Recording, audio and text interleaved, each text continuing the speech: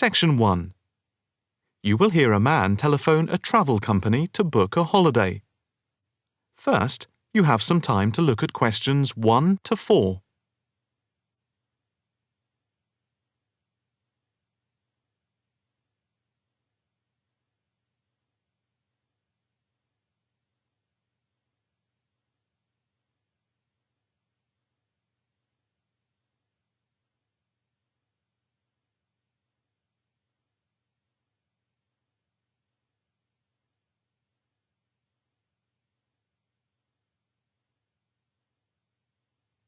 You will see that there is an example which has been done for you.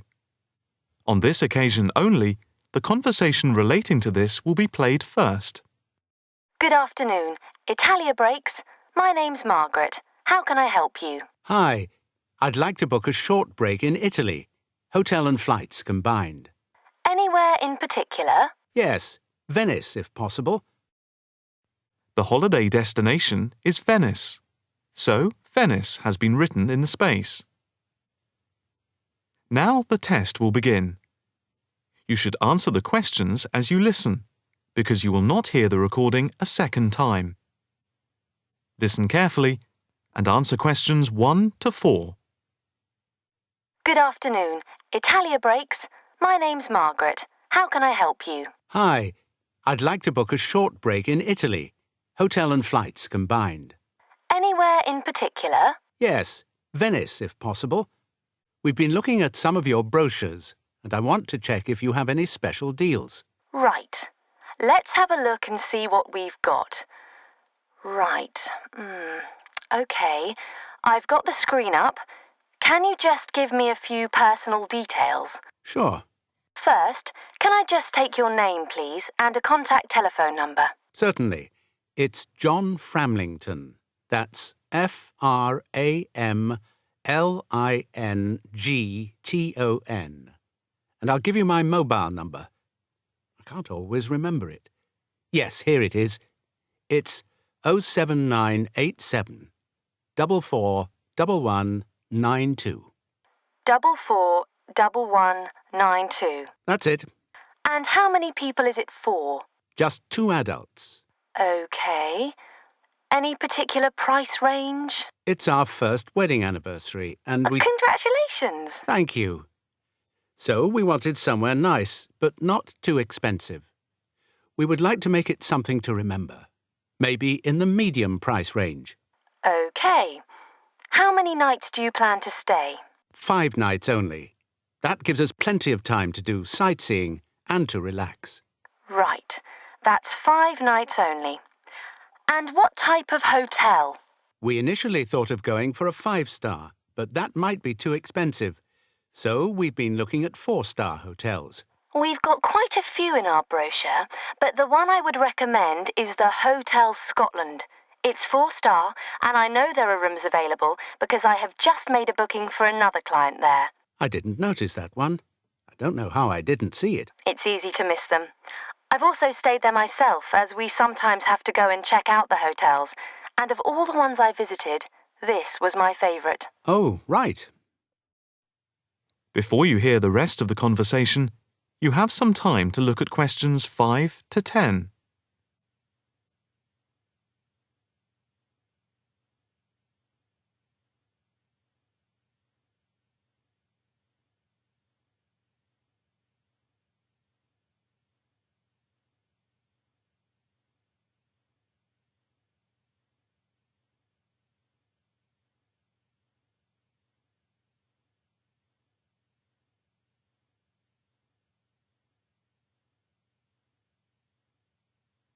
Now listen and answer questions 5 to 10.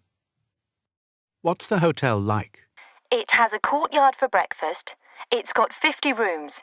It's just been renovated, and so it's very stylish. Is it in the brochure? It's on page 63. Ah, yes. I can see it's right next to the railway station. But what appeals to me most of all is that the hotel's very convenient for all the water buses. And the idea of having a terrace with the room I really find very appealing. These are big pluses. It's probably the most central hotel we have. You might think it would be a bit noisy as it's in the main commuter area and a place where tourists go. But from experience, I can assure you the hotel is very quiet. Most of the rooms are facing away from the main thoroughfare. Can you tell me when you'd like to leave? The 17th of March. Coming back on the 22nd. Okay. I'll just check again if there are places available. 2 adults sharing. Hotel Scotland. Yes, that's gone through. OK. And how much is the break, including flights? There's a special rate at the moment because it's off-season. For 5 nights, let's see, it's £716 for a double room and flights. That includes airport taxes, but not insurance. Each? No, for 2 adults sharing. That doesn't sound too bad at all. What reductions do you have at the moment?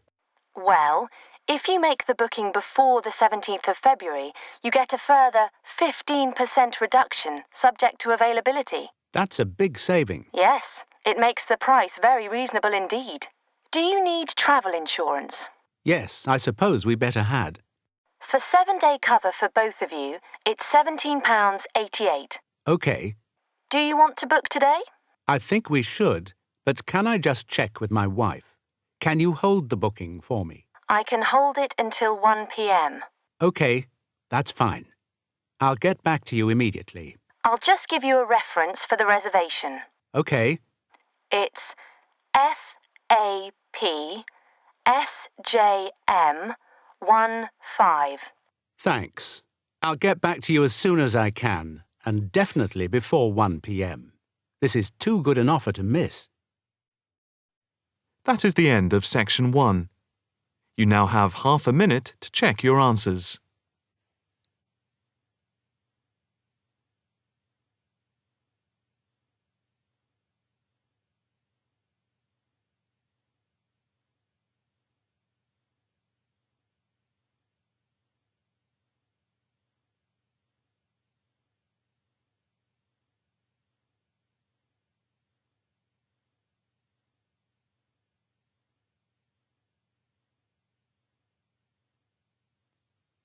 Now turn to section 2.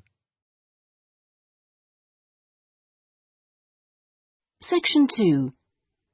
You will hear a local radio broadcast about the Rivendell City Theatre. First, you have some time to look at questions 11 to 16.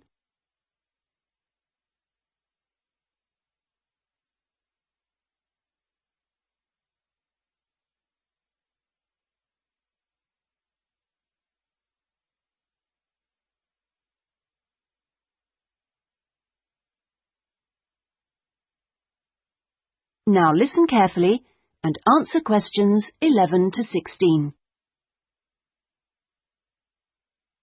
And here on Radio Rivendell, we have Lynn Rawley, the Public Relations Officer of our own Rivendell City Theatre. Hello, Lynn. Hello. Now, the theatre is reopening soon after its 3-year redevelopment program, isn't it? That's right, and there are a lot of improvements. The first thing people will see when they go in is that the foyer has been repainted in the original green and gold. Then the box office has been reoriented with its own access from the side of the building instead of through the foyer, which means it can be open longer hours and has more space too. The shop that used to be in the foyer, which sold books and CDs, is the one part of the redevelopment which isn't yet complete. The plan is to find new premises for it near the theatre, and we've had difficulty finding somewhere suitable. We hope to reopen the shop in the next few months. Will audiences find any difference in the auditorium? Yes, we've increased the legroom between the rows. This means that there are now fewer seats, but we're sure audiences will be much happier. And we've installed air conditioning so it won't get so hot and stuffy. We already had a few seats which were suitable for wheelchair users, and now there are twice as many, which we hope will meet demand. Something else that will benefit audiences is the new lifts. The 2 we used to have were very small and slow. They've now gone, and we've got much more efficient ones. Anything for the performers? Yes, we've made a number of improvements backstage. The small, dark dressing rooms we used to have been converted into 2 large, airy rooms, so they're much more comfortable now. and the state-of-the-art electronic sound and lighting systems have been installed. Before you hear the rest of the talk, you have some time to look at questions 17 to 20.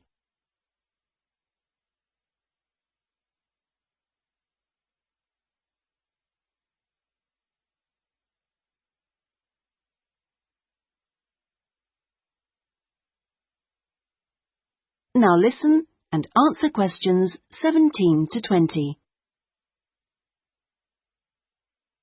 Okay, so what's the first play that audiences can see when the theatre reopens? We've got a very exciting production of Peter Shaffer's Royal Hunt of the Sun, which is currently touring the country. That starts on October the 13th and runs till the 19th. We're experimenting a bit with the time the curtain goes up. We used to start all our performances at 7:30, but that made it difficult for people to go home by public transport. So instead, we're beginning at 7, because at 9:45, when it finishes, there are still buses running. Tickets are already selling fast. The Friday and Saturday performances sold out almost immediately, and in fact now there are only tickets for Monday and Thursday. How much are they? We've introduced a simpler price structure. Ticket prices used to range from £6 to £30, but now they're all £18. They're available from the box office, in person, by phone, fax or post, or online. Okay, Lynn, now if you'd like to give the contact details for the theatre so that our listeners... That is the end of section 2. You now have half a minute to check your answers.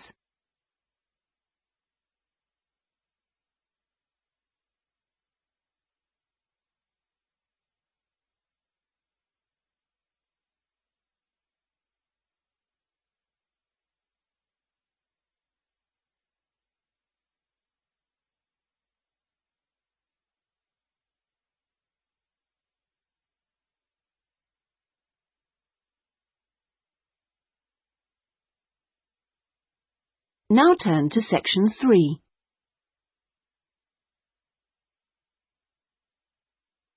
Section 3. You will hear a discussion between a tutor and an education student called Sandy about the student's dissertation. First, you have some time to look at questions 21 to 25.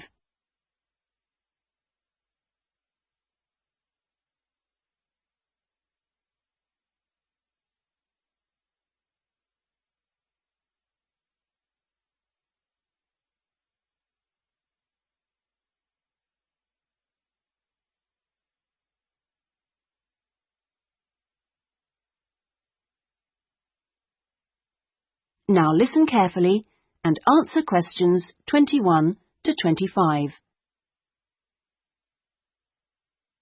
Hello, Sandy. How have you been getting on with your dissertation? Fine, and I've been working hard on the various action points we agreed on our last tutorial. Do you want to talk me through what you've done? Yeah, sure. Well, we agreed on 3 main targets for me to aim for. The first one was to find out about suitable data analysis software. Yes. And what I decided to do was to look through catalogues specialising in IT. That's a good idea. What did you come up with? I found the names of 2 promising ones. Right. But I also thought it'd be worthwhile talking to a lecturer. Oh, right. Who did you see? Jane Prince. Do you know her? She's in the computer centre? Yes, of course. She's the new head. Yes, well, she was very helpful. Oh, that's good. Did she suggest anything in particular? Yeah, she recommended software called VVAT and said I should book up for a couple of practice sessions using VVAT. Great. I'm sure you'll find them useful. And, of course, the second target was to draw up a survey checklist, which... Yes, you emailed me it last week. Have you had a chance to look? Of course. I think it's good. Very much on the right lines. I'd say your first 2 sections are spot on. I wouldn't suggest that you change anything there, but in section 3 you really do need to have questions on teaching experience. Yeah, I was thinking that section looked a bit short. Right. And my third target was do further reading on discipline. Oh, yes. I mentioned a couple of writers, didn't I? Yes, well, I got hold of the Banerjee, and I thought that was excellent, but I'm afraid I didn't manage to get hold of the essays about classroom management. You know, the ones by Simon Erickson. The bookshop said it was out of print, and the library doesn't have a copy. Oh, right. And I'm afraid I've lent my copy to another student. What I suggest you do is try the library again. This time apply for it through the service called Special Loans. Have you done that before? You're entitled to 6 books a year. Yes, no problem. That's what I'll do. So, lots of useful work done. Before you hear the rest of the conversation, you have some time to look at questions 26 to 30.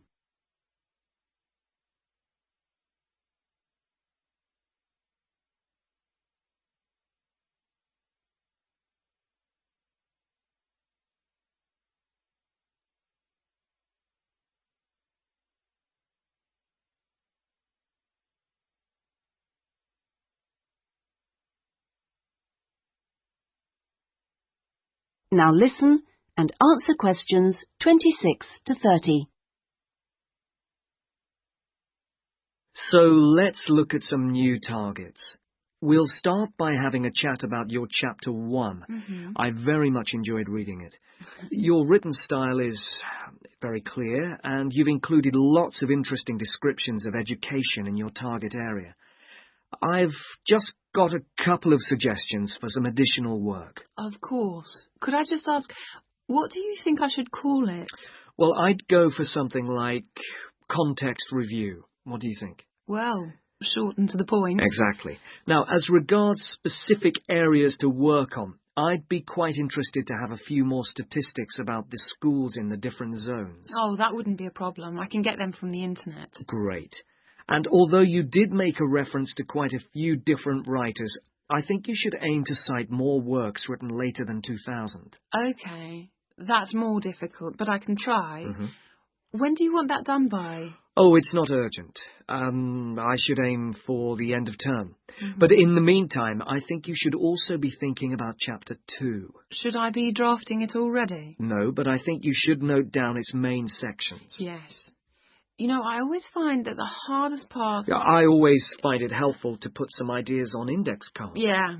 And then you can sort them and even lay them out on the floor. It's a real help. Well, I'll certainly try it. Okay. When would the deadline be for that? My advice would be to get it done before you embark upon the research. You can always change it later if you need to. OK. I'll get going on that then. That is the end of section 3. You now have half a minute to check your answers.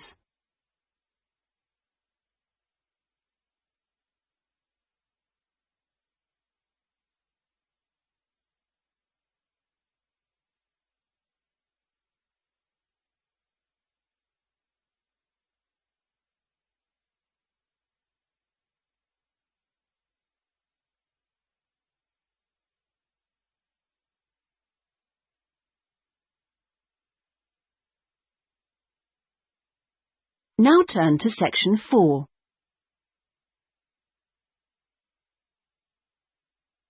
Section 4.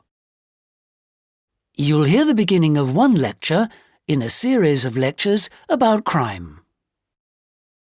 First, you have some time to look at questions 31 to 40.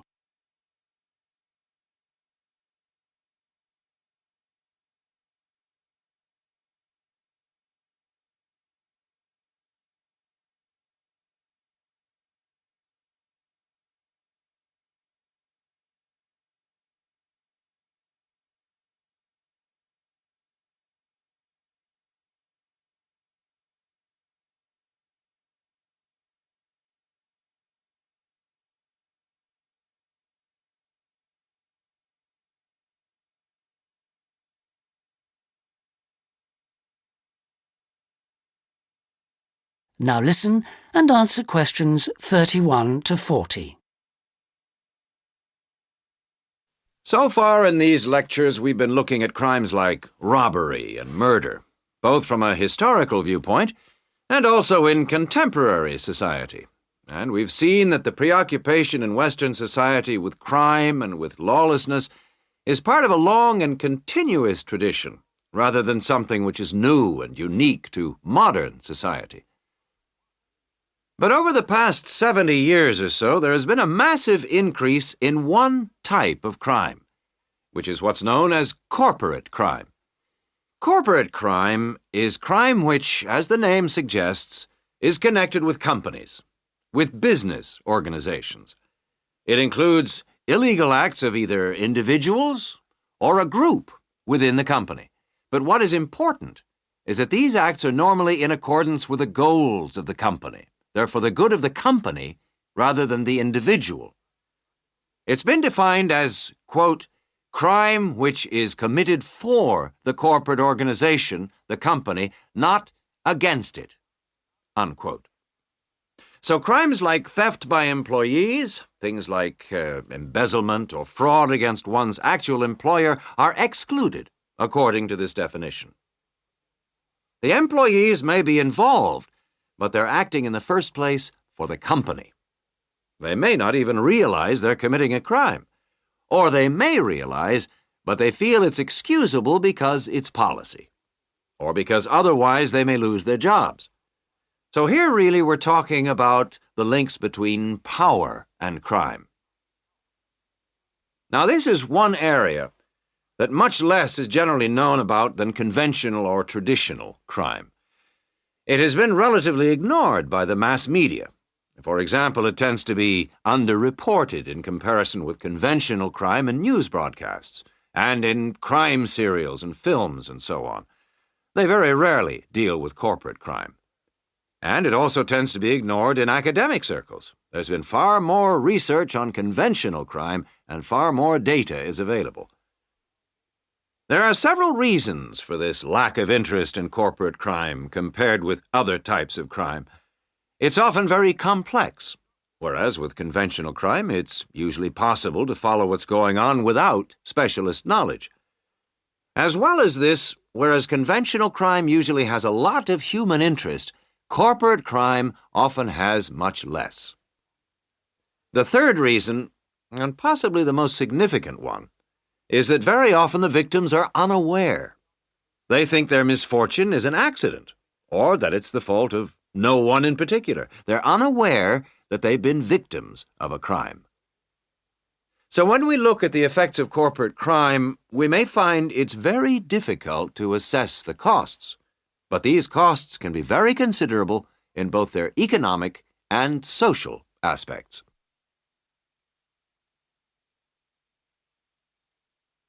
Let's look at the economic costs first.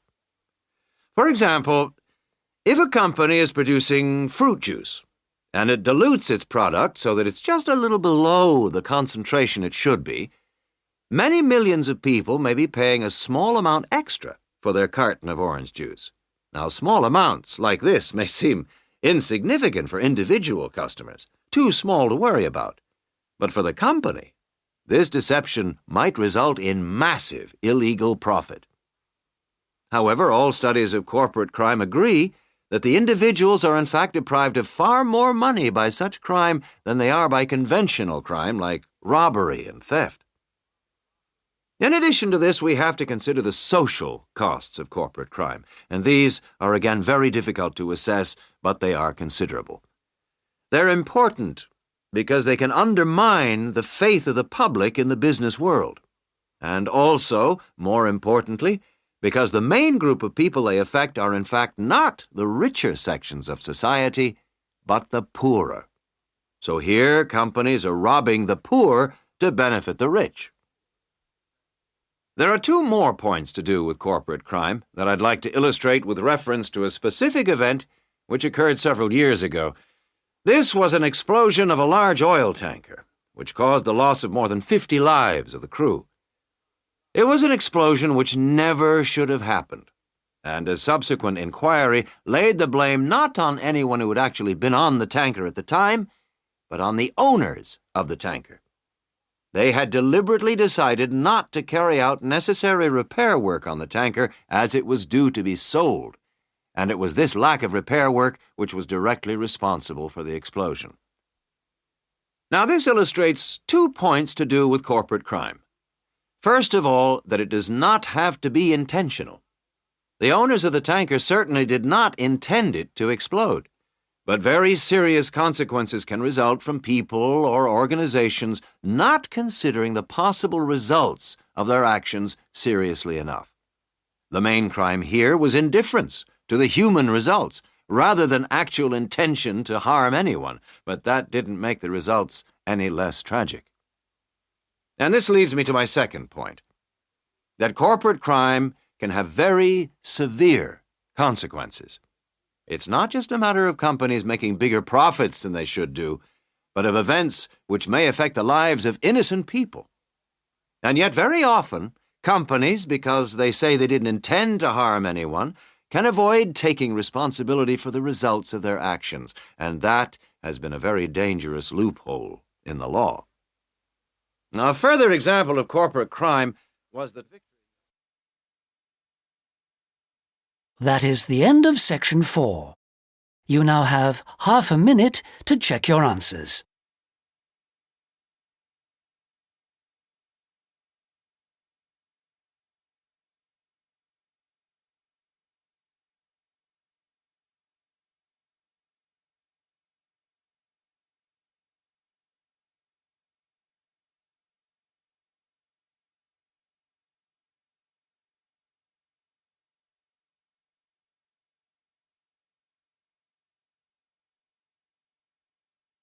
That is the end of the listening test.